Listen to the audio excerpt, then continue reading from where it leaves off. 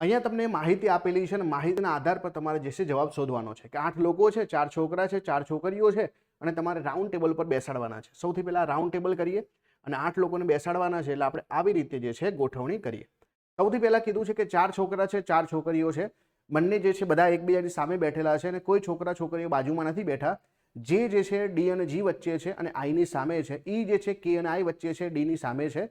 તો એચ અને એફ તાત્કાલિક જમણી બાજુ છે, તો કે સામે કોણ બેઠું હશે? સૌથી પહેલા જે છે આપણે એચ જે છે એ એફની તાત્કાલિક જમણી બાજુ છે. તો માનો કે હું અહીંયા એફને બેસાડું છું, તો એફની જે છે જમણી બાજુ કોણ છે? એચ છે. તો આ પહેલું જે છે ગોઠવણી આપણી આ તરફ થાય. હવે બીજું કે અહીંયા તમને જે અને આઈ સામસામે આપેલા છે, તેનો મતલબ કે આ બે જગ્યા પર તો નહીં જ આવે.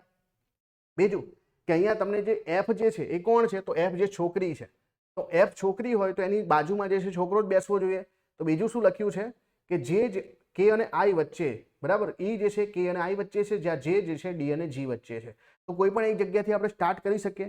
કોઈ પણ એક જગ્યાથી આપણે સ્ટાર્ટ કરી શકીએ. માનો કે જે થી શરૂઆત કરીએ, તો દાખલા તરીકે જે ની વાત કરીએ તો એ ક્યાં આવી શકે? પોસિબલ ક્યાં છે? તો પોસિબલ છે કે જે છે અહીંયા આવી શકે. દાખલા તરીકે તો અહીંયા ડી અને જી આ તરફ મૂકીશું આપણે, અથવા તો જી અને ડી અહીંયા મૂકીશું. તો જો એચ કોણ છે? તો એચ જે છે છોકરો છે.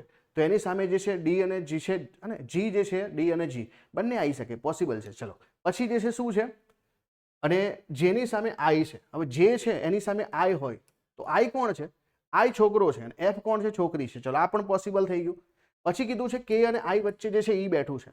તો આ કે છે અને આઈ છે, તો આની વચ્ચે કોણ બેઠું છે? ઈ બેઠું છે. તો હવે જે છે કે ની સામે કોણ થઈ ગયું? તો કે ની સામે એચ બેઠું છે. કોણ બેઠું છે? એચ બેઠું છે. તો આપણો જવાબ આવશે એચ. તો આવી રીતે માહિતી પરથી ડાયરેક્ટલી કરી શકાય.